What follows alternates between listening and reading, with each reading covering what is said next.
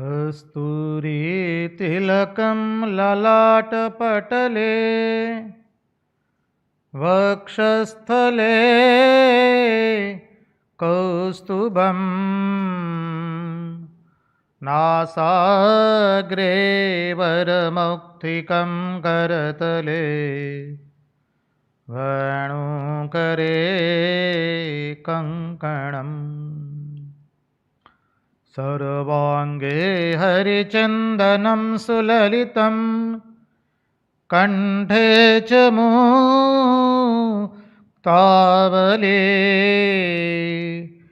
गोपस्त्री परिवेष्टितो विजयते गोपालचूडामणिः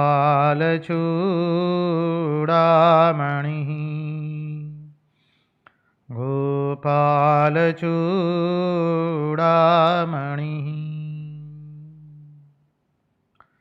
स्वस्ति श्रीगणेशाय नमः।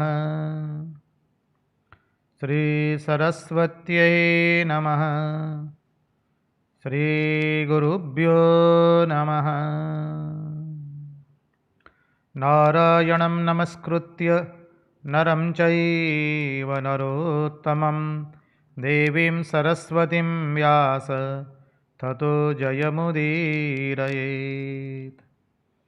नमस्ते शारदे देवी सरस्वती मतिप्रदे वसत्वं मम जिह्वाग्रे सर्वविद्याप्रदा भव। मन्नाथो जगन्नाथो मद्गुरु जगद्गुरु ममात्मा सर्वभूतात्मा तस्मै श्रीगुरवे नमः। सच्चिदानन्दरूपाय विश्वोत्पत्त्यादिहेतवे तापत्रयविनाशाय श्रीकृष्णाय वयं नमः।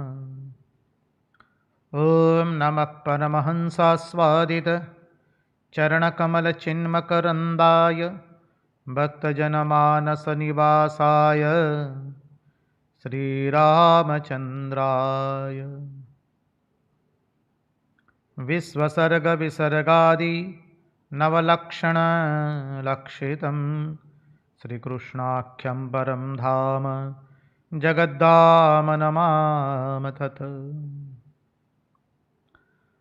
ॐ स्थापकाय च धर्मस्य सर्वधर्मस्वरूपिणे अवतारवरिष्ठाय रामकृष्णाय ते नमः। मुखं करोति वाचालं पङ्गुं लङ्घयते गिरिं यत्कृपात्वमहं वन्दे परमानन्दमाधवम्। कृष्ण कन्हैया लाल की जय। भक्तवत्सल भगवान की जय। वृंदावन बिहारी लाल की जय। भागवत भगवान की जय। भागवत भक्त भगवान की जय। भगवान श्री राम कृष्ण देव की जय। ॐ नमो भगवते वासुदेवाय। नारायण नारायण नारायण नारायण। हम सर्वप्रथम पूज्यपाद स्वामी आदि भवानंद जी महाराज के चरणों में सश्रद्धेय प्रणाम निवेदित करते हैं। तत्पश्चात रामकृष्ण आश्रम राजकोट के अध्यक्ष पूज्यपाद स्वामी निखिलेश्वरानंद जी महाराज के चरणों में सश्रद्धेय प्रणाम निवेदित करते हैं। पूज्यपाद प्रभु सेवानंद जी महाराज सहित अन्यान्य सभी सन्यासी महात्माओं एवं विरक्तों के चरणों में हमारे सश्रद्धेय प्रणाम निवेदित करते हैं। और इस दृश्य श्राव्य माध्यम से जो कोई भी इस भागवत रसामृत का रसपान कर रहा है, उन सब के हृदय में निवासित उस अनंत अखंड अविनाशी परब्रह्म परमात्मा को मुहुर मुहुर वंदन करके आइए हम भागवत रसामृत में अवगाहन करें।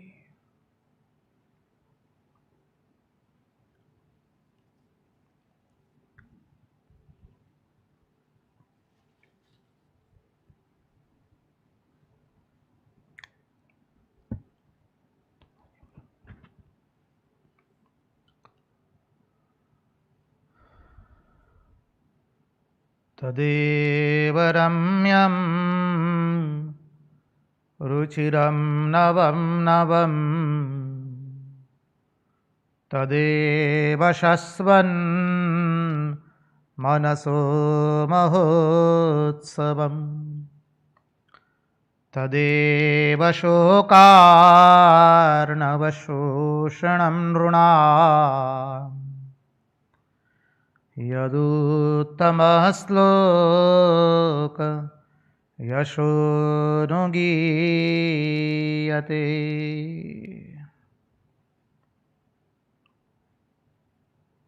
नारायण नारायण नारायण नारायण। तो आइए हम लोग चले हमारे परमहंस शिरोमणि भगवान शुकदेव जी के चरणारविंद का आश्रय करके भगवान की महिमा जो माता रुक्मणी अपनी स्तुति से प्रकट करती है, माता रुक्मणी जो अपने शब्दों से भगवान की अद्भुत महिमा प्रकट करती है, उसे देखने का प्रयास करें।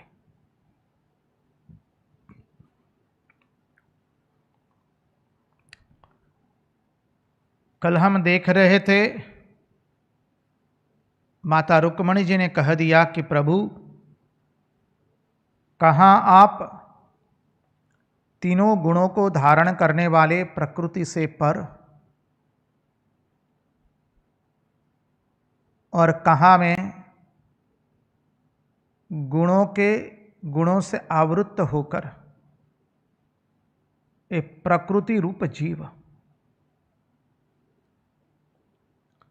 माँ ने गुणों की चर्चा की और भगवान को बताया कि आप कौन हैं, आप तो गुणों से परे हैं, परम पुरुष है, जिसका वर्णन कठोपनिषद में भी इसी के समतुल्य मिलता है, क्योंकि उस परम पुरुष के प्रकाश से ही सब कुछ प्रकाशित हो रहा है। उस परम पुरुष नहीं है ऐसा कभी हो ही नहीं सकता है, वो परम मूल कारण है।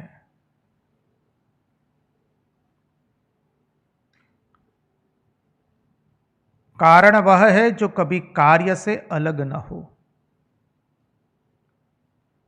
हमने वेदांत के सिद्धांतों से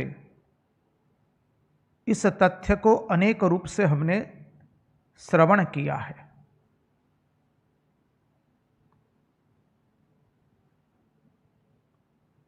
कठोपनिषद वही बात पुनः पुनः उद्धृत करते हुए कहता है, न तत्र सूर्यो भाति न चंद्र तारकम नेमा विद्युतो बान्धे कुतोऽयमग्नि तमेव बान्धम अनुभाति सर्वं तस्य भाषा सर्वमिदं विभाति।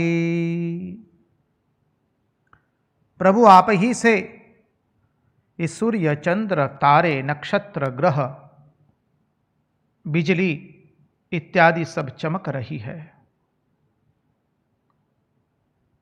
आप ही के तेज से सारा जगत सारा ब्रह्मांड प्रकाशित हो रहा है और आप स्वयं प्रकाश है। आप परम मूल कारण है। ऐसे अनेक सिद्धांत अब माता रुक्मणी जी आने वाले श्लोक में कहने वाली है। यह अनुपम स्तुति है मां की। संसार की असारता को मां प्रदर्शित करती है। राजा किसे कहते वो प्रदर्शित करते हैं और संसार के लोक कैसे हैं वो भी प्रदर्शित कर देती है। हमें अपना अपना स्थान इसमें बैठा देना है, हम लोग कहां पर है। मां ने कह दिया, मेरी उपासना कौन करता है? जो कामुक लोग हैं, जो कामनाओं से घिरे हैं, जो वासनाओं से घिरे हैं, अज्ञानी मनुष्य मेरे चरणों की उपासना करता है। क्या शब्द प्रयोग किया है मां ने। ये पूर्ण रूप से परमार्थ की यात्रा है यहां। इसलिए मां ने श्लोक में ही कह दिया, नन्वेवमेतदरविंद विलोचनाद यद वै भवान् भगवतो सदृशी विभूम्रः क्वस्वे महिम्न्यभिरतो भगवांस्त्र्यधीशः क्वाहं गुण प्रकृतिरज्ञ गृहीत पादा। 34वां श्लोक। क्वस्वे महिम्न्य भीरतो भगवांस्त्र्यधीशः क्वाहं गुण प्रकृति अज्ञ गृहीत पादा। साफ शब्दों में मां ने कह दिया है, मेरे पांव तो जो संसार की कामनाओं से घिरे हुए अज्ञानी जीव है वही पकड़ता है। ज्ञानी लोग कभी मेरे पांव को पकड़ते नहीं है। इसलिए श्री रामकृष्ण देव रामकृष्ण कथामृत में बहुत सुंदर कह रहे हैं। जो श्री रामकृष्ण देव कहे छे, રૂપિયા પૈસાથી શું મળશે? રૂપિયા પૈસાથી ખાવાનું મળે, રહેવાનું મળે અને પહેરવાના વસ્ત્ર આદિ મળે, પરંતુ રૂપિયા પૈસાથી ક્યારેય ભગવાન મળે નહીં. એટલે રૂપિયા પૈસા ક્યારેય જીવનનો ઉદ્દેશ્ય હોઈ શકે નહીં. रामकृष्ण कथामृत में भगवान श्री रामकृष्ण देव कहते हैं, क्या कहते हैं? अरे रुपये पैसे से क्या मिलता है? खाने को अन्न, पहनने को वस्त्र और रहने के लिए छत इत्यादि मिलता है, लेकिन रुपये पैसे से कभी भगवान मिलते नहीं है. इसलिए रुपया पैसा कभी हमारे जीवन का उद्देश्य होना नहीं चाहिए. कितने साफ शब्दों में कहा है. गुढ़ार्थ तो बहुत है, इसको सामान्य उक्ति मत ले लीजिए. श्री रामकृष्ण देव की एक भी उक्ति सामान्य नहीं है, सब असामान्य है. हमने जीवन में रुपया पैसा, पद प्रतिष्ठा, ख्याति विख्याति, संपत्ति आदि को ही जीवन का लक्ष्य बनाया और श्री रामकृष्ण देव उसी को ही त्याग कर रहे हैं. और लक्ष्य क्या है? लक्ष्य है केवल भगवत प्राप्ति. मनुष्य जीवन उद्देश्य ईश्वर ने चाहवो अने ईश्वर ने प्रेम करवो. मनुष्य जीवन का उद्देश्य ईश्वर को चाहना, ईश्वर को प्रेम करना.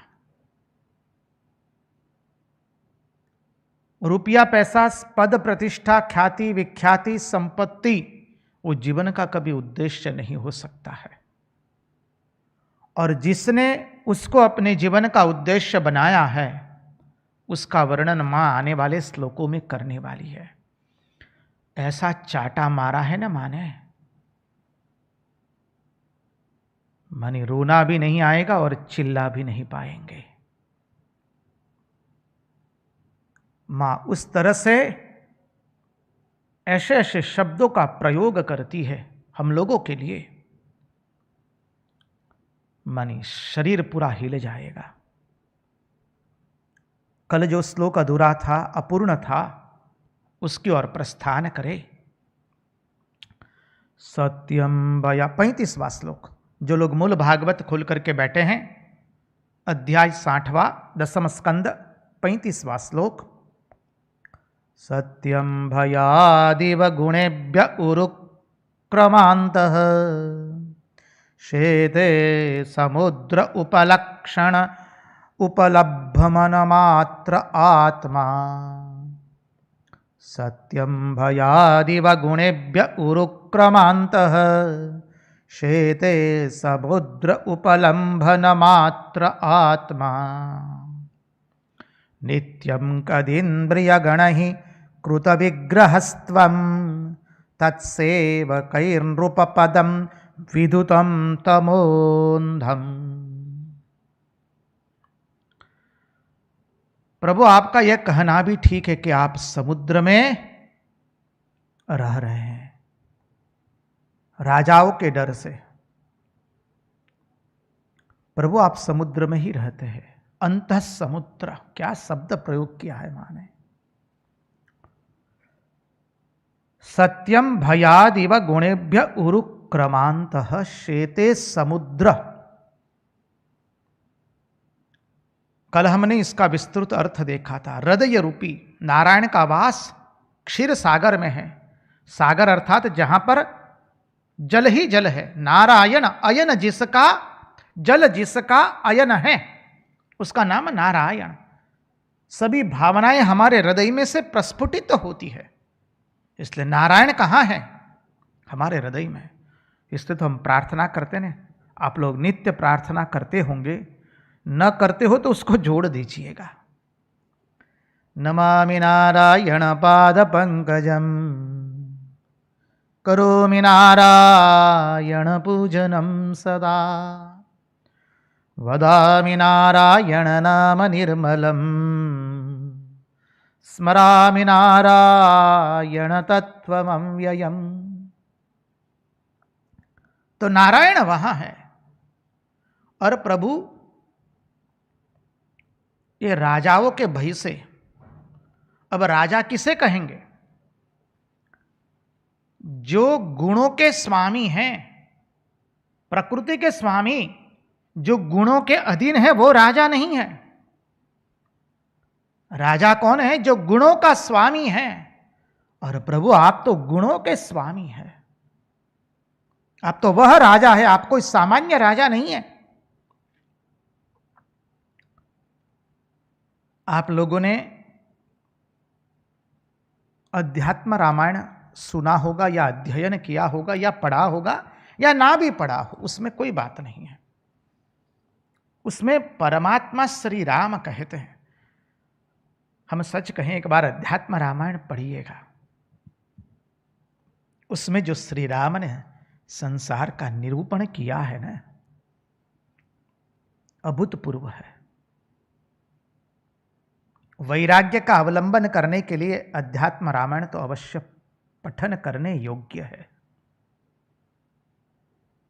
हमारे विवेक को जगाने के लिए। ऐसा नहीं है कि वो सन्यासियों के लिए है। सन्यासी, गृहस्थ, भक्त, उपासक, साधक सब के लिए है। उसमें प्रभु श्री राम कहते हैं, मैं पुरुष किसे कहता हूं?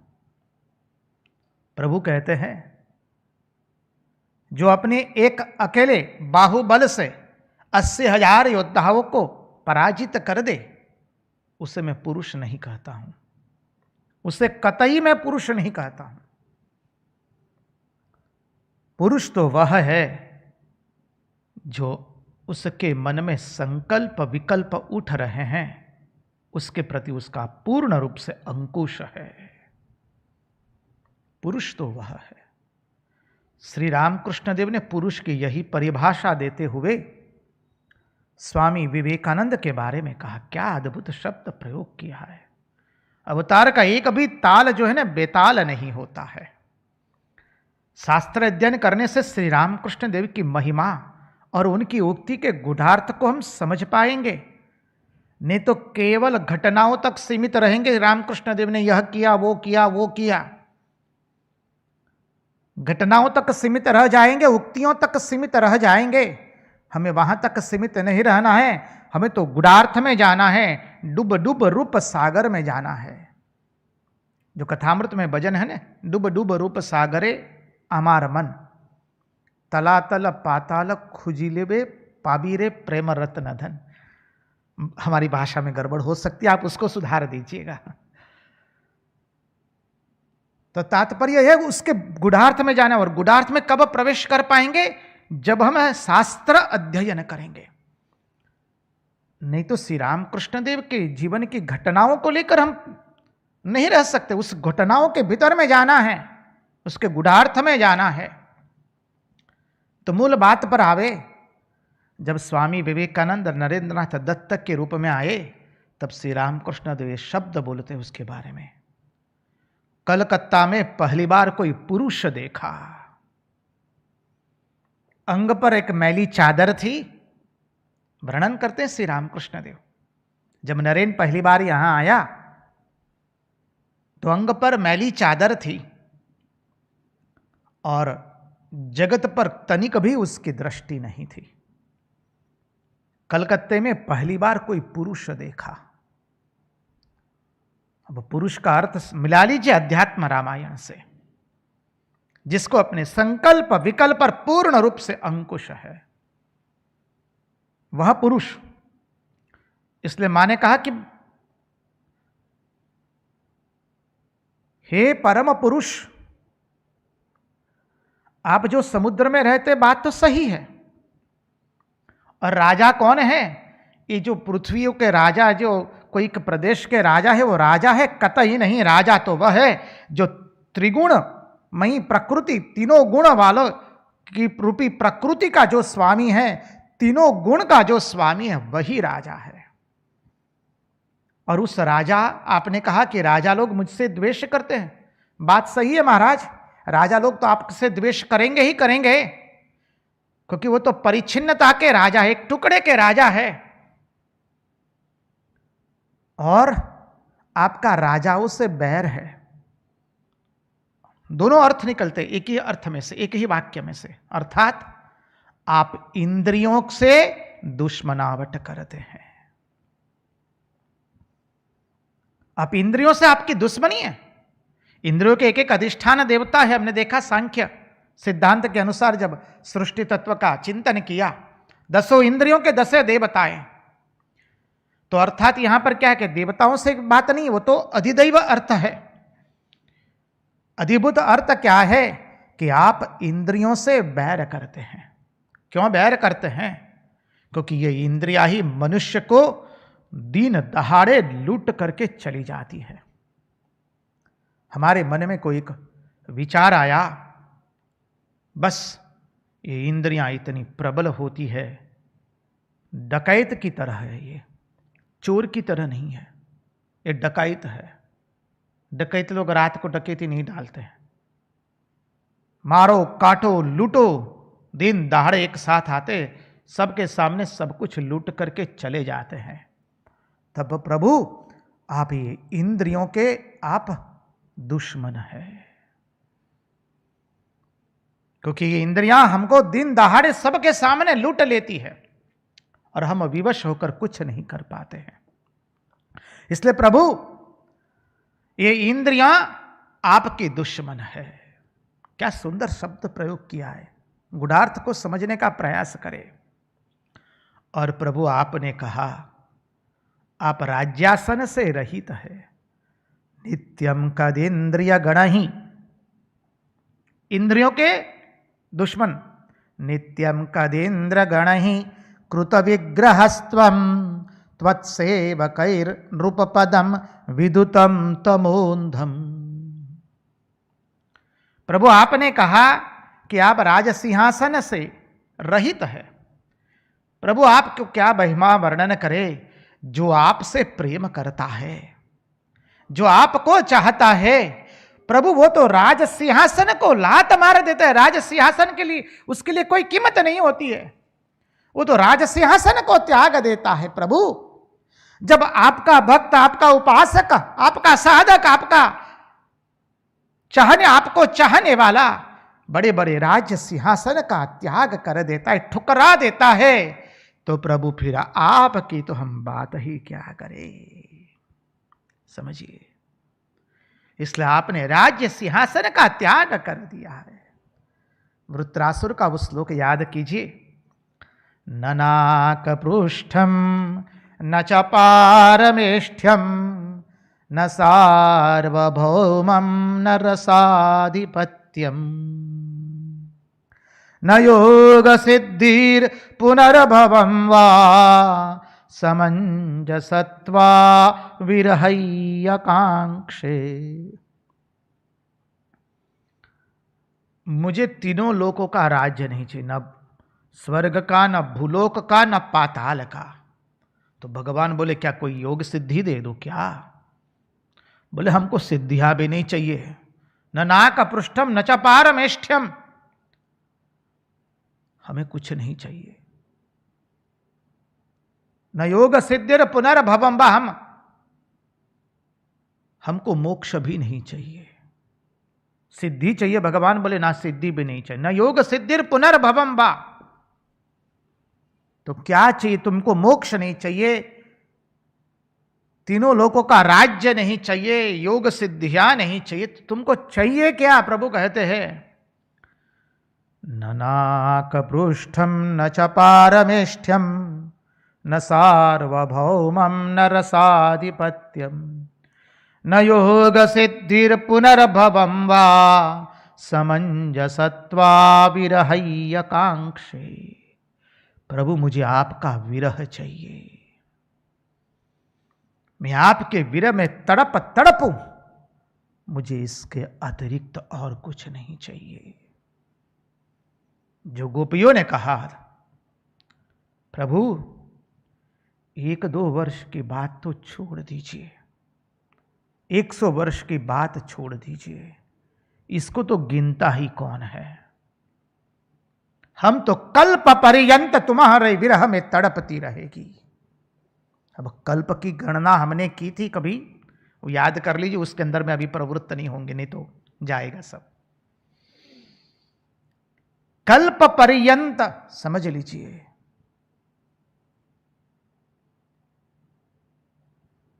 हम आपके विरह में तड़पती रहेगी। तो यहां पर मां कह रही है प्रभु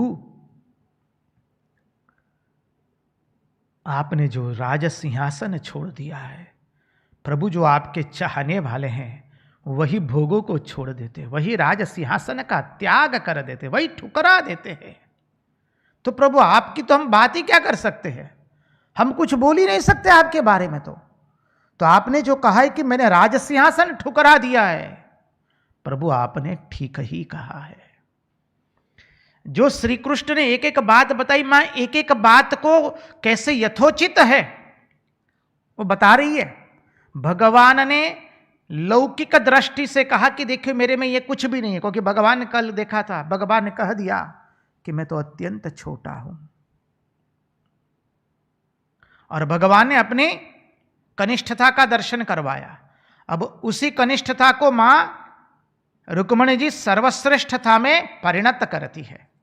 दृष्टि देखिए, मां आगे कहती है 36वें श्लोक में प्रवेश करे, त्वत्पाद पंकज त्वत्पाद पद्म मकरंद जुषा मुनीनां वर्त्मा स्फुटं नृपशिभिर्ननु दुर्विभाष्यम् यस्मादलौकिकमिवे हितमीश्वरस्य भूमंस्तवे हितमथो अनुये भवन्तम्। त्वत्पाद पद्म मकरंद जुषाम, क्या शब्द प्रयोग किया है। जो जिसने प्रभु आपके पाद पद्मों का मकरंद उसका घ्राण लिया है, उसका सेवन किया है, उसको चखा है। त्वत्पाद पद्म मकरंद जुषा मुनीनाम, ऐसे महापुरुष लोग, उनको क्या मिला है? आपके चरणों का मकरंद मिला है प्रभु। इसलिए हम लोग गाते हैं ना, पग मने धोवा दो गुरु राय, रज तमारी चेतनवंती जीव शिव बनी जाय, गुरु चरण प्रीत मोरी लागी रे। अरे महात्मा लोगों को आपके चरणों का मकरंद प्राप्त हुआ है। आपने कहा कि प्रभु आपका मार्ग स्पष्ट नहीं है। भगवान ने कहा है, माता रुक्मणी को कल देखे थे, भगवान ने साफ शब्दों में कह दिया, देखो मेरा मार्ग स्पष्ट नहीं है, मैं लौकिक पुरुषों को जैसा आचरण भी नहीं कर सकता हूं। त्वदपाद पद्म मकरंद जुषाम मुनीनाम वर्तमा स्फुटम नृपशी भीर ननु दुर्विभाष्यम। भगवान स्पष्ट कहते हैं, मेरा मार्ग स्पष्ट नहीं है, मेरा मार्ग अस्पष्ट है और मैं लौकिक पुरुषों के जैसा आचरण भी नहीं करता। प्रभु यह बात भी सत्य है, क्योंकि ऋषि मुनि लोग, प्रथम पंक्ति जो अभी हमने उसका स्तवन किया, त्वत्पाद पद्म मकरंद जुषाम मुनि नाम, जिन महामुनियों को, जिन महापुरुषों का आपके पाद पद्मों की मकरंद प्राप्त हो गई है प्रभु, जो आपके पाद पद्मों का रस सेवन करते हैं, उनका मार्ग भी अस्पष्ट है प्रभु, उनका मार्ग भी स्पष्ट नहीं है। ये महात्माओं की दृष्टि से बात बताई, थोड़ा गुढ़ार्थ में प्रवेश करें। एक एक श्लोक में इतना गुढ़ार्थ ने देखने बैठेंगे तो रुक्मणी विवाह के प्रसंग में 9 दिन गए ने, यहां पर 20-25 दिन चले जाएंगे। एक एक शब्द में माने इतना गुढ़ार्थ प्रदर्शित कर दिया। बात सही है। देखिए, हम तो श्रीमद् भागवत महापुराण का चिंतन कर रहे हैं। प्रेम गली अति साकरी तामे धो न समाय, समझिए। और प्रेम का जो मार्ग है ना, वो सीधा नहीं है। प्रेम का मार्ग टेढ़ा मेढ़ा है। आपने संसार में किसी न किसी से कभी प्रेम किया है, आप लोग जानते हैं। प्रेम का मार्ग सीधा नहीं है, वो टेढ़ा मेढ़ा है। इसलिए भगवान ने कह दिया कि मेरा मार्ग अस्पष्ट है। तो माता रुक्मणी जी क्या क्या अभी देखिए, अरे फुहारे फुर रहे जब उसका स्तवन करते हैं तो हृदय में अपने आप को हम रख नहीं पाते, आनंद के फुहारे फुर रहे। मां ने स्पष्ट कह दिया, प्रभु अरे जो आपके चरणारविंद का मकरंद, चरणारविंद के मकरंद का रस सेवन करते हैं प्रभु, उनका मार्ग भी अस्पष्ट ही है, उनका मार्ग स्पष्ट नहीं है। अरे कभी तो वो रोते हैं और कभी हंसते हैं, उतना ही नहीं, अरे कभी नाचते हैं और कभी देखो तो शांत बैठ जाते हैं। आंखें मुंद करके बैठ गए, बाबा जी बैठ गए तो बैठ गए जमुना जी के किनारे।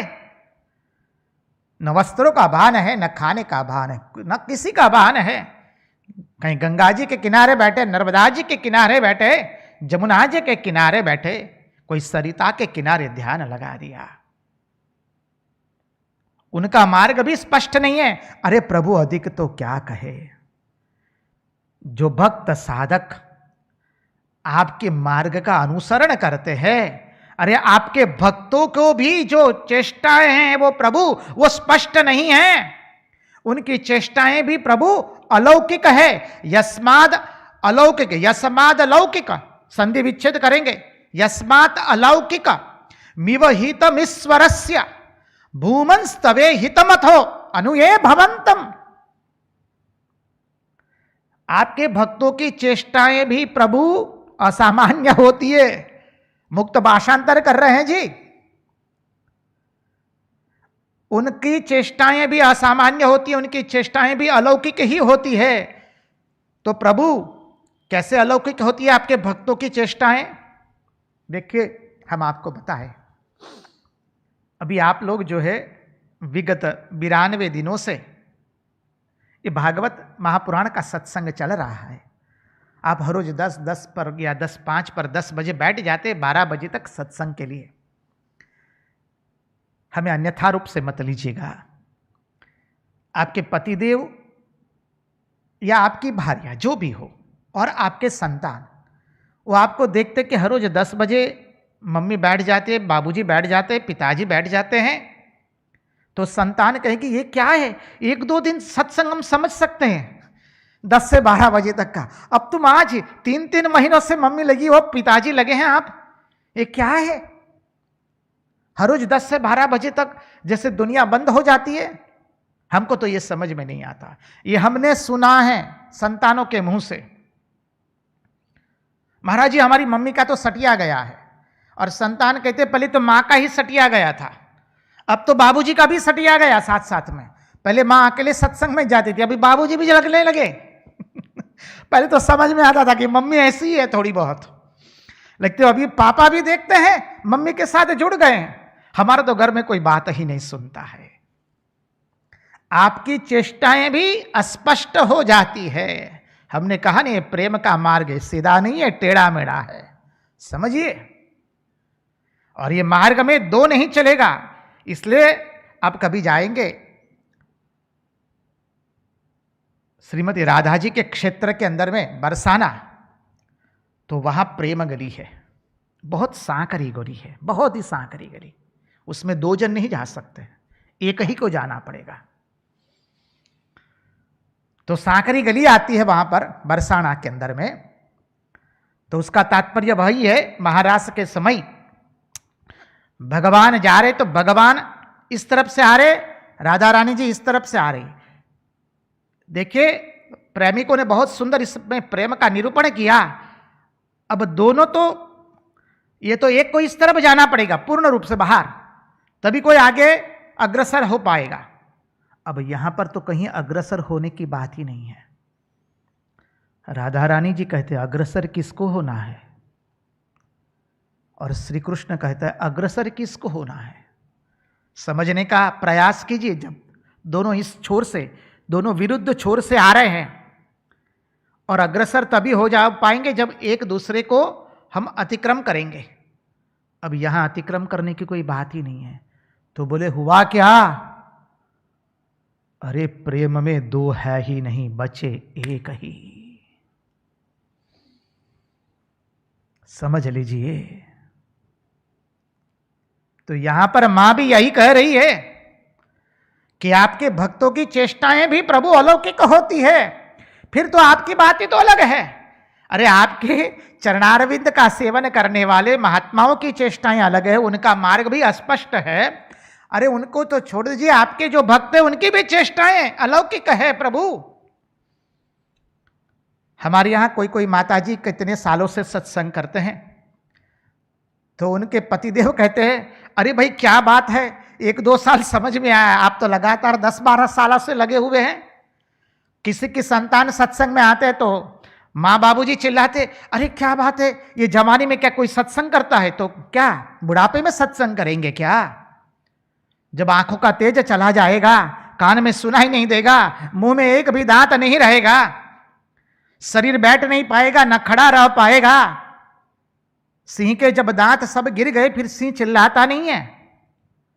तो ऐसे वृद्धावस्था के अंदर में कोई सत्संग करने जाएगा, फिर क्या आएगा मन में, क्या घुसेगा?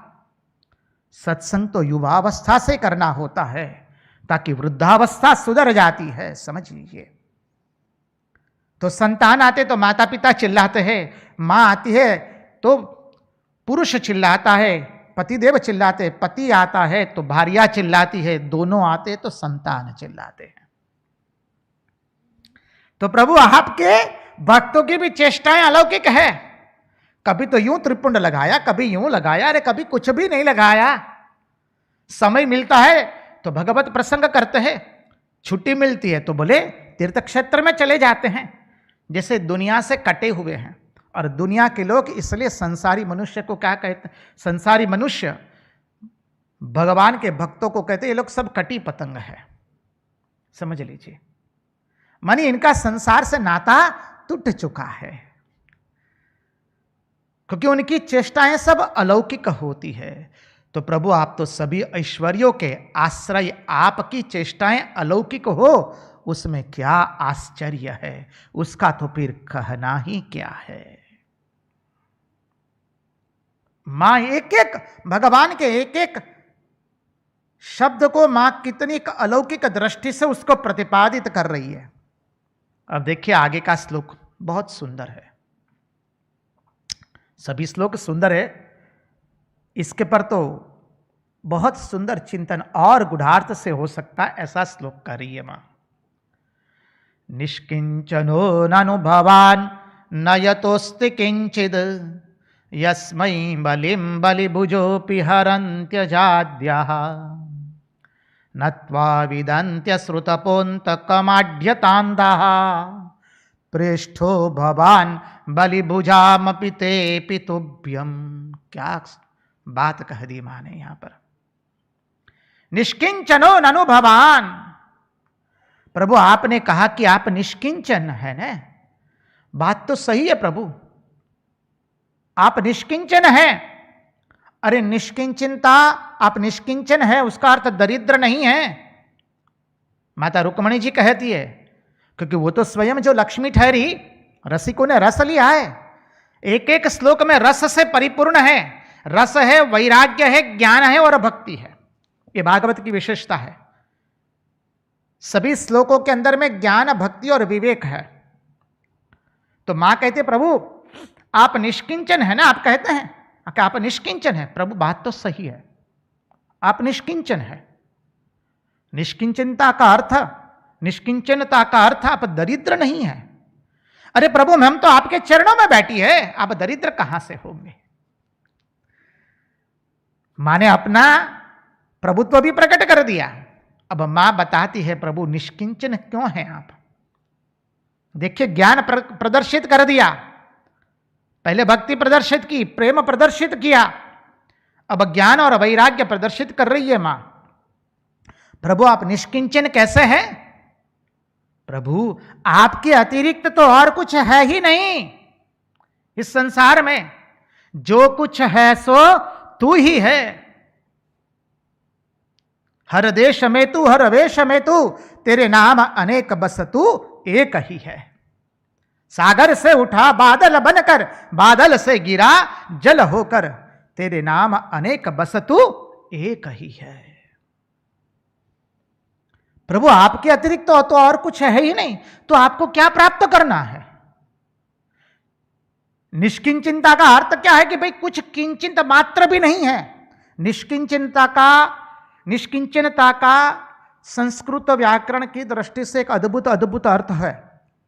हम संक्षिप्त में सरल भाषा में समझ ले तो किंचिन मात्र भी नहीं होना, किंचित भी नहीं होना। अपने यहां कहते हैं ना, अरे भाई किंचित मात्र भी नहीं होना चाहिए, तो एक किंचित मात्र भी नहीं है आपके पास कुछ भी। क्यों? क्योंकि प्रभु आपके अतिरिक्त तो कुछ है ही नहीं, तो आपको क्या प्राप्त करना है। आपके अंदर में कुछ है ही नहीं। प्रभु कोई वस्तु न होने के कारण आप ही सब कुछ है। प्रभु आपके अतिरिक्त तो और कुछ है ही नहीं। फिर कहते हैं प्रभु ये लोग जो ब्रह्मा आदि देवताओं की पूजा करते हैं प्रभु, वो लोग तो आपकी भी तो पूजा करते हैं। तो प्रभु उनके प्यारे आप है और आपके प्यारे वो है। अब संगति लगा दीजिए, आपके अतिरिक्त और कुछ नहीं है, तो कौन किसकी पूजा कर रहा है। कौन किसकी पूजा कर रहा है यहां पर। जब आपके अतिरिक्त और कुछ है ही नहीं, तो कोई किसी की पूजा नहीं कर रहा है। अब भक्ति शास्त्र से माने यह भी बता दिया कि जो लोग इन देवताओं की पूजा करते हैं, ब्रह्मादि देवताओं की, वो आपकी भी पूजा करते हैं। प्रभु आप उनके प्यारे हैं और आपके प्यारे वो है। अब मां एक अद्भुत बात बताने जा रही है, जो भगवान ने कहा यहां पर, नत्वा विदन्त्य श्रुतपोन्त कमाढ्यतान्धाहा प्रेष्ठो भवान बलिभुजामपि तेऽपि तुभ्यम्। मां क्या कहती है। मां कहती है प्रभु आपने जो कहा कि धनाढ्य व्यक्ति मेरी कभी पूजा नहीं करता है, वो गलती से मेरी पूजा करता भी है तो अपनी धन की रक्षा के लिए पूजा करता है। उसका उद्देश्य तो केवल धन ही होता है, मैं उद्देश्य कतई नहीं होता हूं। तो बात तो सही है प्रभु। जो व्यक्ति धनाढ्य है वो तो अज्ञान अंधकार में पड़ा हुआ है।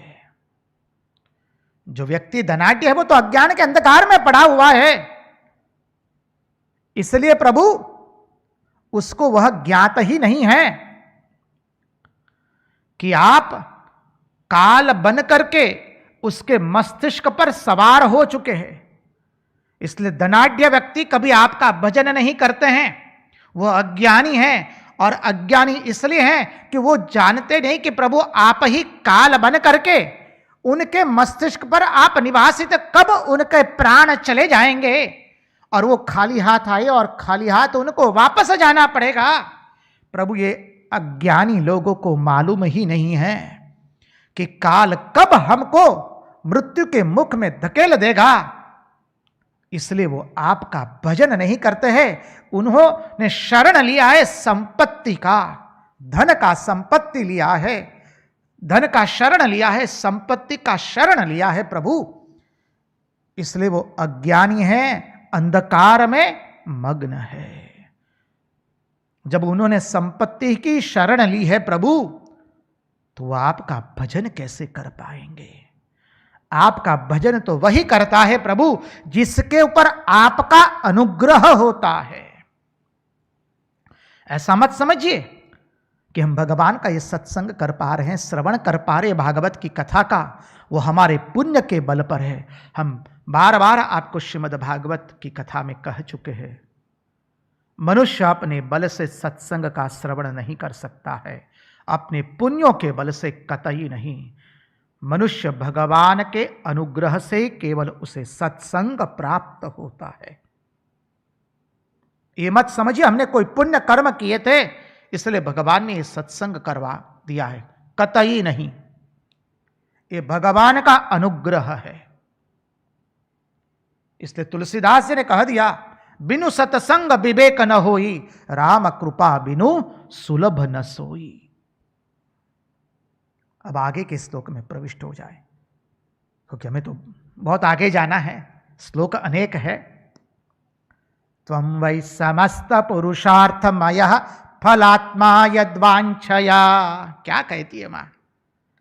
प्रभु आप ही सभी पुरुषार्थों के फल तो आप ही है, सभी पुरुषार्थ भी आप ही है, साधन भी आप है, साध्य भी आप है। एक तरह से मुक्त भाषांतर करे तो त्वं वै समस्त पुरुषार्थमय फलात्मा यदवांछया समुतयो विसृजन्ते कृत्सन्नम। सभी पुरुषार्थ आप ही है प्रभु, सभी सिद्धियां, सभी मार्ग, धर्म अर्थ काम मोक्ष सबके सब आपके रूप में ही प्रकट है, आप ही है। जगत में जगत जीव के जितने भी वांछनीय कर्म है, वांछित कर्म है, वो भी आप है। चतुर्थ पुरुषार्थ भी आप है। समस्त वृत्तियां प्रवृत्तियां साधन जो कुछ आपको कहना है वो सब कुछ प्रभु आप ही है।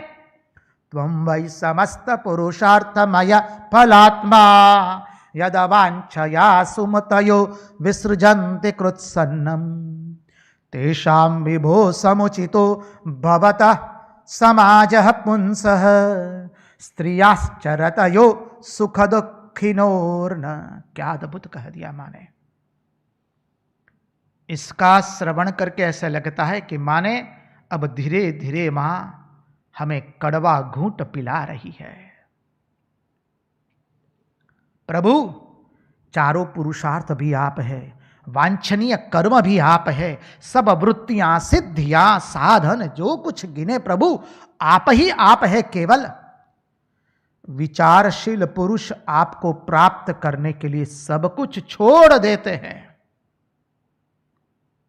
बुद्धिमान कौन है? जो आपकी भुवन मोहिनी माया में मुग्ध हो जाए वो बुद्धिमान नहीं है। प्रभु समस्त वृत्तियों के फल, समस्त साधनाओं के फल, समस्त प्रवृत्तियों के फल तो आप ही है। सभी साध्यों के फल भी आप ही है। धर्म अर्थ काम मोक्ष सबके रूप में आप ही प्रकट हुए हैं प्रभु। तो सब साध्यों के फल आप ही है। इसलिए विचारशील पुरुष प्रभु आपको प्राप्त करने के लिए सब कुछ का त्याग कर देते हैं। वो भगवान उन्हीं विवेकी पुरुषों का आपके साथ संग होना चाहिए। उन्हीं विवेकी पुरुषों का सहवास आपको प्राप्त होना चाहिए। माने स्पष्ट शब्दों में कहा है। कैसे विवेकी पुरुष? जो आपको प्राप्त करने के लिए इस प्रपंच का त्याग कर दिए, सर्वथा त्याग कर दिया है। निर्गच्छति जगत जालात पिंजराद अपि केसरी। जिस क्षण पता चला कि यह जगत अनित्य है, उसी क्षण उसका त्याग कर दिया। रामकृष्ण कथामृत में रामकृष्ण देव दृष्टांत देते हुए कहते हैं, क्या कहते हैं? बहुत सुंदर दृष्टांत देते हैं। कहते हैं कि एक व्यक्ति था, उसकी अनेक पत्नियां थी। वो धीरे धीरे करके अपनी एक एक पत्नियों के साथ उसका संबंध तोड़ता जाता है। बगल वाले को पता चला तो उसकी भार्या अपने पतिदेव को कह रही है, देखिए उस आदमी में कितना त्याग है। एक एक करके अब वो अपनी पत्नियों के साथ से संग रहित हो रहा है, असंग हो रहा है। और आप जो है कितने आसक्त है मुझ में। उसका पति ने कहा, अरे पगली, एक एक करके कोई किसका क्या त्याग कर सकता है? ये देख, मैंने त्याग किया। और वो अपने कंधे पर गमछा लेकर के चला गया। जो चला गया सदा के लिए चला गया, फिर वापस कभी नहीं आया। तो ज्ञानी पुरुष कौन है? विवेकशील पुरुष कौन है प्रभु? अरे जिसको पता चल गया जगत अनित्य है, अनित्यम असुखम लोकम इमं प्राप्य भजस्व माम। भगवान ने इसलिए कहा गीता के अंदर में, ये जगत अनित्य है, असुख देने वाला है। अनित्यम असुखम इमं, ऐसा, इमं प्राप्य जगत, ऐसा जगत प्राप्त होने के कारण, इमं प्राप्य भजस्व माम, मेरी भजना कर तू। तो विचारवान पुरुष, विवेकी पुरुष को पता चल गया है कि जगत अनित्य है। फिर वो इस जगत का त्याग करके वो चला जाता है। और ऐसे पुरुषों का संबंध ही आपके साथ होना चाहिए। इसलिए श्री रामकृष्ण देव कहते हैं, क्या कहते हैं? जब नरेंद्रनाथ दत्त उनके पास आते हैं पहली बार तो क्या कहते हैं? अरे इतना देर क्यों कर दिया तूने आने में? जानते हो इन संसारियों की बातें सुन सुन करके मेरे कान पक गए हैं। तूने इतना देर क्यों कर दी? समझिए, जिसमें विवेक है प्रभु, ऐसे पुरुषों का ही सहवास, ऐसे पुरुषों का ही आपके साथ संबंध होना चाहिए। और क्या कहती है मां आगे? जो लोग स्त्री पुरुष के सहवास से प्राप्त होने वाले सुख एवं दुख की वृत्तियों के वशीभूत है, ऐसे लोगों का संग कदापि आपको प्राप्त होना नहीं चाहिए। ऐसे लोग कदापि आपका संबंध प्राप्त करने योग्य नहीं है। कैसे लोग आपके संबंध को प्राप्त करने योग्य नहीं है? तेषां विभो समुचितो भवता समाजः पुंसस्त्रियाश्च रतयो सुख दुःखिनोर्न। जो लोग स्त्री पुरुष के सहवास से प्राप्त होने वाले सुख दुख के वशीभूत है, ऐसे लोग आपका सहवास, ऐसे लोग आपका संग में रहने योग्य नहीं है। कोई आया तो सुखी हो गए, कोई गया तो दुखी हो गए। हाय हाय, अब हमारा क्या होगा? ये तो संसार ऐसा ही है। इसलिए मात्रा स्पर्शास्तु कौन्तेय शीतोष्ण सुख दुखदा आगमा पायिनो नित्या स्थान स्थिति क्षस्व भारत। विवेकी पुरुष वह है जो इन सब को सहन करता है। इसका अध्यात्म अर्थ हमने देखा था, मात्रा स्पर्शास्तु कौन्तेय, काम का वेग आवे, वासनाओं का वेग आवे, उसे भी सहन कर ले। और मात्रा स्पर्शास्तु कौन्तेय शीतोष्ण सुख दुखदा, वासनाओं का वेग आता है तब मनुष्य का शरीर गर्म होता है, अन्यथा वो ठंडा रहता है। दोनों वेगों को जो सहन कर ले, मात्रा स्पर्शास्तु कौन्तेय शीतोष्ण सुख दुखदा आगमा अपायिनो नित्या। वो वेग क्यों सहन करता है? क्योंकि वो जानता है जो वेग आया है वो जाने के लिए आया है, वो रहने वाला नहीं है, इसलिए इसके वशीभूत नहीं होना है। जो अज्ञानी है वो उसके वशीभूत हो जाता है, वासनाओं के वेग के वशीभूत हो जाता है। और ज्ञानी पुरुष, विवेकी पुरुष उसके वशीभूत कतई होता नहीं है। समझिए, इसलिए प्रभु इस संसार के स्त्री पुरुष के सहवास से जो सुख दुख के वशीभूत है वो लोग तो कतई आपके पास रहने योग्य नहीं है।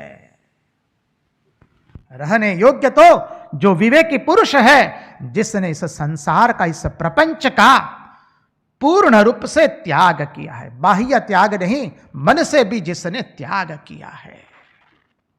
क्या अद्भुत श्लोक कहती है मां, त्वं वै समस्त पुरुषार्थमय फलात्मा यदवांछया समुतयो विसृजन्ति कृत्सन्नम तेषां विभो समुचितो भवतः समाजः पुंसः स्त्रियाश्चरतयो सुख दुःखिनोर्न।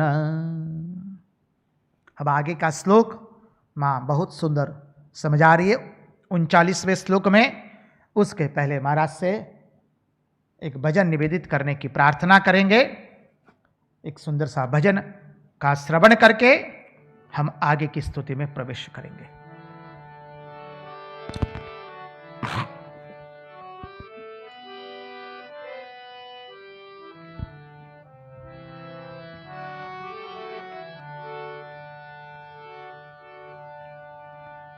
ना हम किसी के ना कोई हमारा, ना हम किसी के ना कोई हमारा, झूठे जगत से किया किनारा, ना हम किसी के ना कोई हमारा।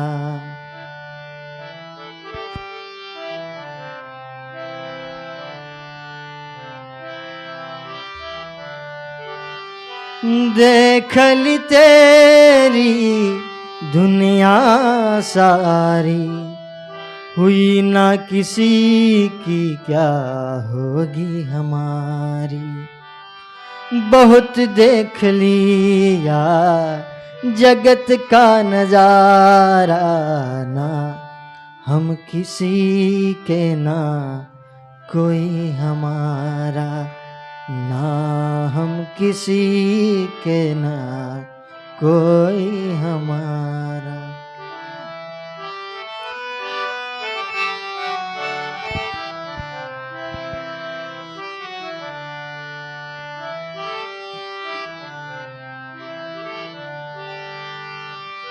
झूठे ये तेरी दुनिया वाले, मुख जिनके गोरे मन जिनके काले।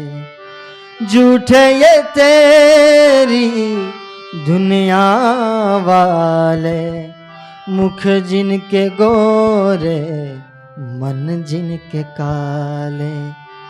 हो के दुखी मैंने तुमको पुकारा, ना हम किसी के ना कोई हमारा, ना हम किसी के ना कोई हमारा।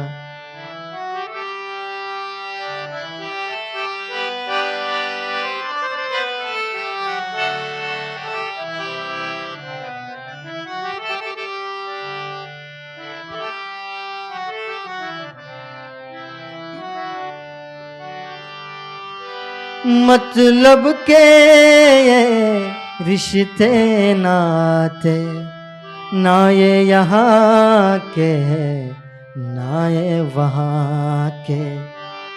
मतलब के रिश्ते नाते, ना ये यहाँ के ना ये वहाँ के।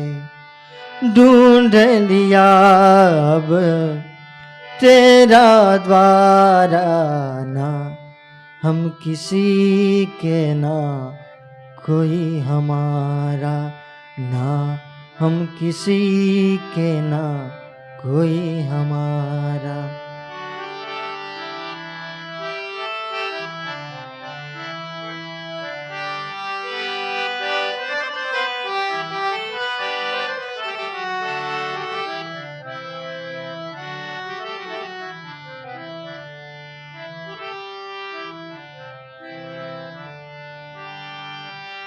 मुश्किल हुआ तेरी दुनिया में रहना, बांके बिहारी से ये मेरा कहना।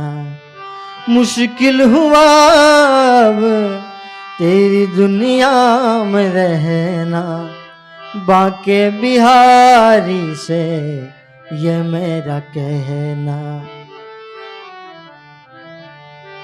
पागल को जग में न भेजो दोबारा, ना हम किसी के ना कोई हमारा, ना हम किसी के ना कोई हमारा।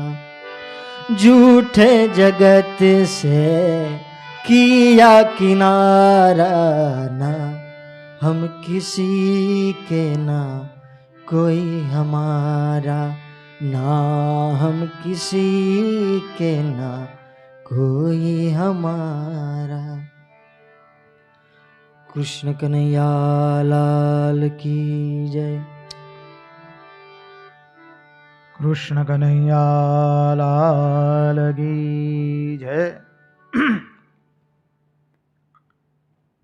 आगे का श्लोक है, त्वन्यस्तदण्डमुनिभिर्गदितानुभाव, आत्मात्मदश्च जगतामिति मे वृतोऽसि। हित्वा भवद्ब्रुव उदीरितकाल, वेगद्वस्तासि शोभज भग भवनाकपतिं कुतोऽन्ये। हित्वा भवद्ब्रुव ऋतकालवेग, ध्वस्ताशिशोब्ज भवनाकपतिं कुतोऽन्ये।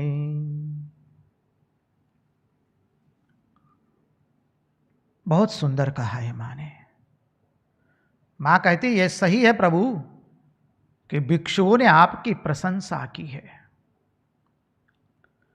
अरे उन सन्यासी महात्माओं ने आपकी महिमा का गान किया है, लेकिन वो सन्यासी महात्मा सब कैसे है? जिन्होंने व्रत ले लिया है। क्या व्रत लिया है? त्वन्यस्तदण्ड मुनिभिर्गदितानुभाव। कोई कितना भी भयंकर अपराध करे, फिर भी कभी भी उसको दंड न देने का जिसने व्रत ले लिया है, ऐसे परम शांत महात्माओं ने आपकी महिमा और प्रभाव का वर्णन किया है। अरे जिन्होंने अपराधी से भी घोर अपराधी को भी दंड न देने का निश्चय कर लिया है, जो परम कारुणिक है, जिसकी दृष्टि केवल आत्म तत्व पर है, जिसने जगत को अभयत्व प्रदान किया है, ऐसे महात्मा लोग इस बात को समझते हुए उन्होंने आपका वर्ण किया है कि आप सारे जगत के आत्मा है। देखिए, आत्मात्मदश्च जगतामिति में वृतोऽसि। आप समस्त जगत के प्रभु आत्मा है और अपने प्रेमियों को आप क्या करते हैं? अरे अपने प्रेमियों को आप आत्मदान करते हैं। स्वयं के आत्मा का ही जो दान कर देता है। इसलिए मां भी क्या कह रही है? हित्वा भवद्भ्रुव उदीरित काल वेगद्वस्ताशिशोब्ज भवना कपतिन कुतोन्ये। मैंने जो देवताओं का परित्याग करके आपका वर्ण किया है, क्या वो वैसे वैसे ही किया है प्रभु? अरे हमने तो देवताओं का त्याग कर दिया, तो फिर ये शिशुपाल, शाल्व और इत्यादि राजाओं का तो कहना ही क्या है प्रभु? मैंने तो देवताओं का ही परित्याग कर दिया है।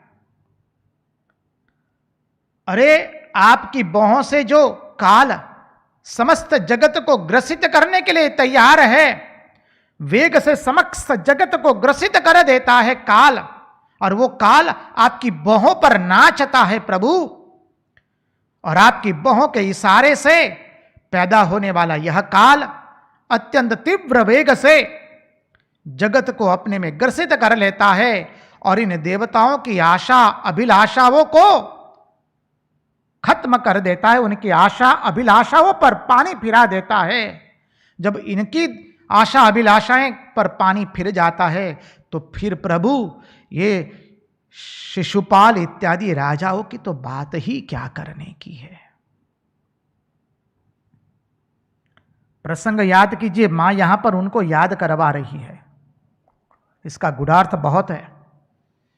संक्षिप्त में देखें तो मां याद करवा रही है, जब समुद्र मंथन हुआ था ना प्रभु, तब क्या हुआ था? समुद्र मंथन में जब मां प्रकट हुई, मां लक्ष्मी, तो देवताएं सब लाइन में बैठ गए थे। मां कहती है, एक एक का परिचय दे रहे हैं, तो मां कहती है देवताएं हैं सुंदर, लेकिन अत्यंत कामी हैं, अत्यंत लोभी है। बाद में शिवजी भी उस पंक्ति में बैठे थे। समझिए, अनेक ऋषि लोग भी बैठे थे उस पंक्ति में। अब जिसको जिसका वर्ण करना है, उसके सामने कोई कितना भी बलशाली, सौंदर्यशाली, तपस्वी, कोई कितनी भी महिमा वाला आ जाए, वो कोई ना कोई बहाना दे करके उसको वो उत्तीर्ण नहीं करती है। उदाहरण से समझे कि आप कंपनी के मालिक है, आपने पेपर में, समाचार पत्र में विज्ञापन दिया है, जिस तरह के व्यक्ति आपको चाहिए आपकी संस्था के लिए, और अनेक आवेदन पत्र आए हैं, और आपने उन आवेदन पत्रों में से एक को तय कर लिया है, एक ही जगह लेनी है। उस आवेदन पत्र के लिए मान लीजिए उस के लिए 200-300 आवेदन पत्र आए हैं, और आपने सभी को साक्षात्कार करने के लिए बुलाया है, जिसे आप अंग्रेजी में इंटरव्यू कहते हैं। तो आप हर एक को उत्तीर्ण नहीं करेंगे, प्रत्येक व्यक्ति को आप नापास करते जाएंगे, अनुत्तीर्ण करते जाएंगे, क्योंकि आपने मन बना लिया है किसको हमें लेना है। आपने व्यक्ति का चयन कर लिया है। अब आवेदन पत्र इतने आए हैं, नियमानुसार आप सबको साक्षात करने के लिए बुलाएंगे, लेकिन जब आपने चयन कर लिया है, तो आप उन लोगों को कागज पर दिखाएंगे कि ये सब लोग अनुत्तीर्ण हुए हैं। आपने जो प्रश्न पूछे उसमें वो लोग उत्तीर्ण नहीं हो पाए हैं, उनके उत्तर संतोषकारक नहीं रहे आपके लिए। तो वैसे ही मां यहां पर सभी ऋषियों को भी अनुत्तीर्ण कर रही है, नापास कर रही है। हर एक को, हर एक के अंदर में दोष निकालती, ये ऐसे है। शिव जी के लिए कह दिया इनका सब कुछ अच्छा है, तपस्वी है, शांत है, लेकिन जानते हो इनके साथ जो उनके साथी है ना, वो बहुत खराब है। भूत प्रेत पिशाच इत्यादि है इनके परिकर। अब इनके परिकर ऐसे है कि किसी को हमारे पास आना हो, उनके पास आना हो तो इन परिकरों के पास जाना पड़ता है, और ये इन परिकर बहुत खराब है, इसलिए मां ने उनका भी वर्ण नहीं किया है।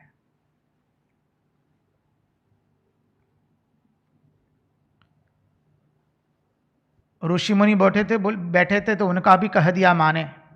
समुद्र मंथन के प्रसंग में आता है विस्तृत रूप से भागवत के। मां ने कह दिया कि इनका वेश अच्छा है, तपस्वी भी है, लेकिन बहुत क्रोधी है। मां सबको नापसंद करते जा रही है। ऋषि लोग जो आंख मुंद करके बैठे थे उनके लिए कह दिया कि ये तो मेरी ओर दृष्टिपात ही नहीं करते हैं अभी, तो बाद में क्या दृष्टिपात करेंगे। इसलिए मां ने उनका भी चयन नहीं किया। मां ने किसका चयन किया? जो उनकी ओर देखते तक नहीं थे, लेकिन क्षीर सागर में चुपचाप शांति से बैठे हुए थे, अपनी मस्ती में, आत्मा राम में मस्त थे। मां ने पूछा कि वो कौन है? बोले वो तो नारायण है। मां द्रुत वेग से उनके पास जाती है और मां ने वरमाला नारायण जी के गले में डाल दी। लक्ष्मी नारायण भगवान की जय।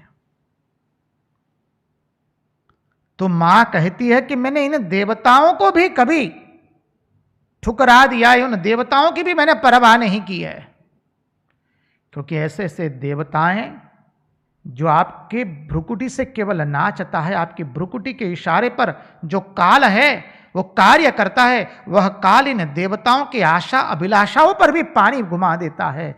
तो फिर प्रभु ऐसे सामान्य राजाओं को तो पूछता कौन है? क्या अद्भुत शब्द प्रयोग किया है मां ने।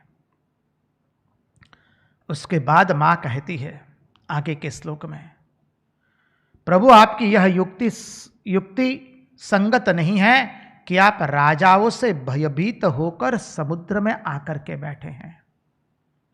प्रभु आप याद कीजिए, आपने मेरा वर्ण कैसे किया था? आपने शांग धनुष का टंकार किया था।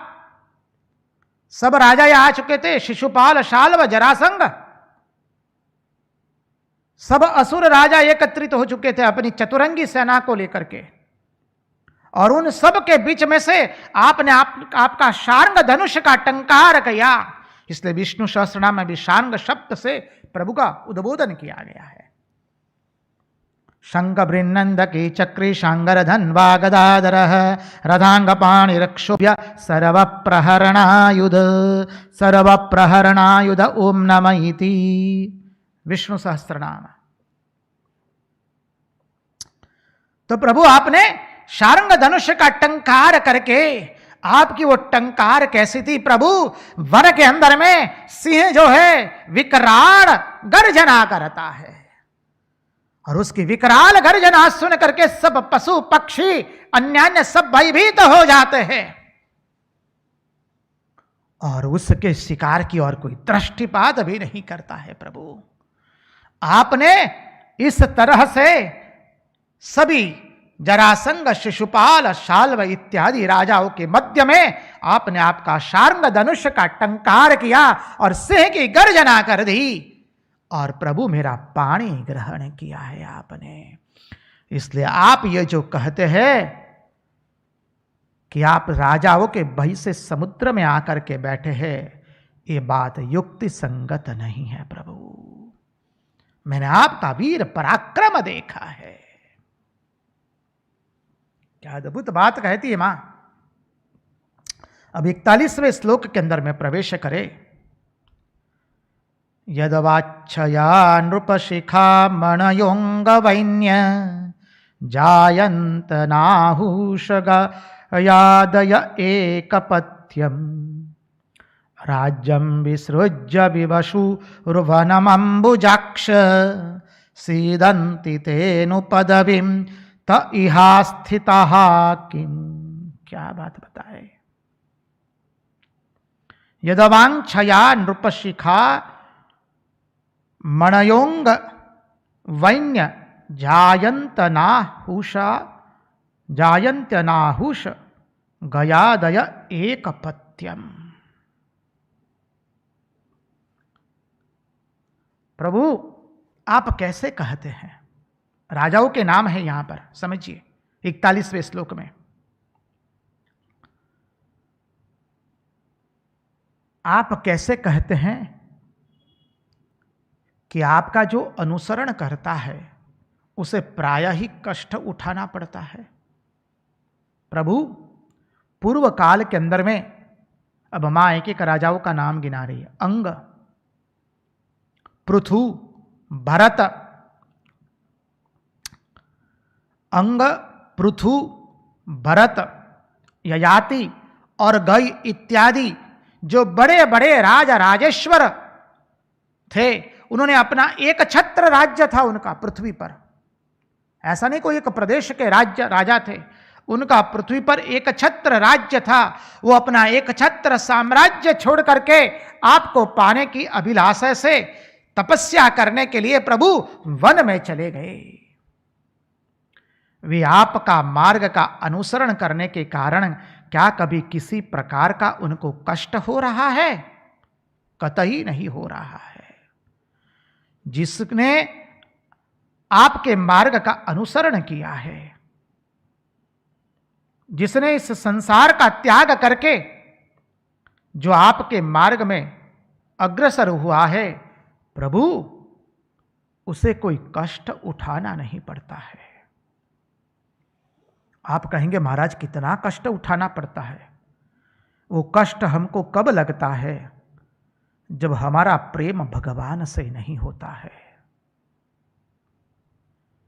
जब प्रेम भगवान से हो जाता है तो फिर वो कष्ट कष्ट नहीं रहता है। जहां प्रेम है तो अपने प्रेमी के लिए कोई भी कार्य करना वो कष्ट जैसा नहीं होता है। उदाहरण से रूप से समझिए, मातृरूपा नारी अपने पेट में संतान को वहन करती है और संतान उसको गर्भ में से जब संतान की लातें लगती है तो मां को आनंद होता है, मां दुख नहीं प्रकट करती है। धन्य है ऐसी मातृरूपा नारी को हम वंदन करते हैं। मातृरूपा नारी जब सगर्भा होती है, उसके पेट में उसका शिशु उसको लाते मारता है तो उसकी जो वेदना होती है, मां को वो वेदना नहीं लगती है, मां को वो आनंद लगता है। वाह मेरा शिशु अब बड़ा हो गया है, अब कुछ दिन के बाद उस नवजात शिशु को मैं अपने गले से लगाऊंगी। तो प्रभु आपके मार्ग का जो अनुसरण करता है, आपके मार्ग पर जो चलने को इच्छुक होता है, वो तो एक छत्र साम्राज्य का त्याग करके चल निकलता है। पृथु जैसे निकल गए, अंग जैसे निकल गए।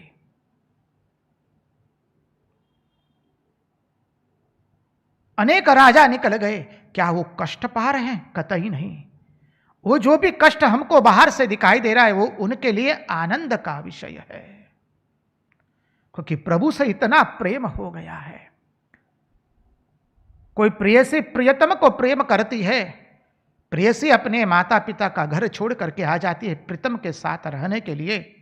अब प्रीतम कितने भी अधिभूत रूप से दुखी हो, कितना भी छोटा मकान हो, कितनी भी असुविधाएं हो, कितना भी दुख हो, लेकिन वो प्रेयसी को वो दुख दुख नहीं लगता है, प्रेयसी को तो वो सुख लगता है। क्यों? प्रेयसी जो अपने प्रीतम को प्रेम करती है। वैसे ही प्रभु आपको जब कोई प्रेम करता है तो एक छत्र साम्राज्य का त्याग करके सभी असुविधाओं का स्वीकार कर लेता है प्रेम से, और वो असुविधाएं उसे असुविधा नहीं लगती है, उसे तो अपने प्रियतम का प्रसाद लगता है। वो अपने प्रियतम के प्रेम में इतना मग्न रहता है कि जगत की अधिभूत असुविधाएं उसके लिए तो आनंदमय बन जाती है। जब प्रेम नहीं होता है तब असुविधाएं असुविधा लगती है, दुख दुख लगता है। उस दुख को सुख में कब परिवर्तित कर पाते हम? जब हम प्रभु से प्रेम करते हैं। इसलिए मीराबाई ने कह दिया, प्रेम करना चाहिए रे मनुआ, प्रीत करना चाहिए रे। एकमात्र प्रेम से प्रभु प्राप्ति होती है। एकमात्र जब हम प्रभु के प्रेमी बनते हैं तो मार्ग में आने वाली कितनी भी असुविधाएं, कितनी भी बाधाएं, कितना भी दुख हो, वो दुख दुख नहीं रहता है, वो तो हमारे लिए आनंद के पुष्प बन जाते हैं। महात्मा लोग जब संसार का त्याग करके देते हैं, महात्मा लोग चाहे कम उम्र में संसार का त्याग करते हैं या परिपुक्त अवस्था में संसार का त्याग करते हैं, लेकिन जब संसार का त्याग कर देते एक बार अपने हृदय से, फिर वो उसकी ओर मुड़ करके देखते नहीं है। कितना कष्ट है। कभी लंगोटी पहनते मिला तो लंगोटी, नहीं तो दिगंबर रहते, अरे नहीं तो एक वस्त्र से अपना शरीर ढक लिया। कभी कड़ाके की ठंड है तो ठुठुरवा रहे हैं, लेकिन भगवान नाम स्मरण नहीं छोड़ते हैं। भिक्षा मांग कर अपना जीवन व्यतीत करते हैं। कोई आश्रम में रहता है तो ऐसा मत समझिए आश्रम में रहने वाले बाहर के परिव्राजक सन्यासियों से कोई कम है। आश्रम में भी वही तपस्या है, खाली तपस्या का स्वरूप बदल चुका है। यहां पर भी एक दूसरे से हिल मिल करके रहना है, अपनी इच्छाओं को पूर्ण रूप से दबा करके रखना है, अहंकार का प्रतिपल प्रतिक्षण त्याग करना है। अरे एक महात्मा ने तो हमको समझा दिया, देखो बच्चा, इस मार्ग पर चलना कठिन है, सोच लेना कैसी कठिनाई है तुमको हम बता दे। पहले तुमको भर बाजार में दिगंबर करके तुम्हारे ऊपर चाटा मारा जाएगा, सह पाओगे?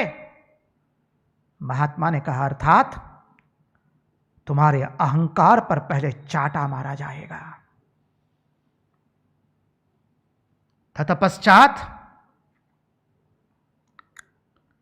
तुम्हारे चमड़ियों में घाव कर दिए जाएंगे और उसमें नमक छिटका जाएगा तुम्हारे घाव में। और घाव में जब नमक छिटका जाएगा तब तुमको कितनी वेदना होगी समझ लो। तुम चिल्लाओगे, चित्कार करोगे, क्योंकि तुम्हारे अहंकार पर कुठाराघात हो रहा है। तुम्हें तड़पाया जाएगा क्योंकि तुम्हारे अहंकार को छुड़वाना है। इसलिए स्वामी विवेकानंद ने कहा कि रामकृष्ण मिशन भी क्या है। स्वामी विवेकानंद ने, क्षमा कीजिए, अन्य अन्य महात्माओं ने भी कहा, हमारे रामकृष्ण संघ के परमाध्यक्ष उपाध्यक्ष महाराज और महात्माओं ने कहा दिया, ये रामकृष्ण मिशन जो है वो प्योरिटी ड्रिलिंग मशीन है। हम जब स्वयं सेवक के रूप में थे और जब साधु बनने के लिए रामकृष्ण आश्रम राजकोट में आए और हम ये पूज्यपाद निखिलेश्वरन जी महाराज के पास ही आए थे, उन्हीं के पास स्वयं सेवक रूप में जब थे तब उन्हीं से हमारा संपर्क हुआ। उन्होंने हमें सुंदर मार्गदर्शन दिया, उत्साह दिया, आशीर्वाद दिए और हर पल हमें मार्गदर्शन दिया है, उत्साह दिया है साधु जीवन व्यतीत करने के लिए। और वही हमको सब समय ये मार्गदर्शन देते थे, ये प्योरिटी ड्रिलिंग मशीन है। यहां पर तुम्हारे अहंकार पर सब समय कुठाराघात होगा, सहन कर पाओ तो पाओगे, तो रह पाओगे, और जितना प्रभु से प्रेम होगा उतना तुम सहन कर पाओगे। इसलिए प्रीत करना चाहिए रे मनुवा, प्रीत का प्रेम लगाना चाहिए रे मनुवा, प्रीत करना चाहिए रे। तो प्रभु जिन जिन महात्माओं ने, जिन जिन राजाओं ने अपने एक छत्र राज्य का त्याग कर दिया है आपके पथ का अनुसरण करने के लिए, वो क्या दुखी है? अरे वो तो आनंद में मग्न है। साधु को सब समय देखिए, इसलिए साधु का नाम ही है स्वामी। साधु के नाम के आगे प्रीफिक्स लगता है, अर्थात पूर्वार्ध है स्वामी और बाद में है आनंद। देखिए स्वामी विवेकानंद नाम को समझिए, तो स्वामी हो गया फर्स्ट नेम, जिसे आप अंग्रेजी में कहते हैं, आंग्ल भाषा में आजकल तो सब समझाना पड़ता है ना। तो प्रथम नाम आता है स्वामी और अंत में नाम है आनंद, समझिए। बीच में नाम है विवेक। तो स्वामी अर्थात सन्यासी का परिचय उसका नाम ही होता है। स्वामी अर्थात क्या? जो अपने इंद्रियों का स्वामी है, जो अपने मन का स्वामी है। इंद्रिय अर्थात सभी इंद्रियां, मन बुद्धि चित्त को लेकर के, जो अपने इंद्रियों का स्वामी है, इसलिए नाम दिया स्वामी। प्रथम वही आया जो अपने इंद्रियों का स्वामी बन सकता है, जो अपने मन का स्वामी बन सकता है। फिर अंतिम नाम आता है वही आनंद में रह सकता है, इसलिए अंत में आनंद लगा, समझ लीजिए। और बीच वाला नाम है विवेक, इसलिए स्वामी विवेकानंद, स्वामी ब्रह्मानंद।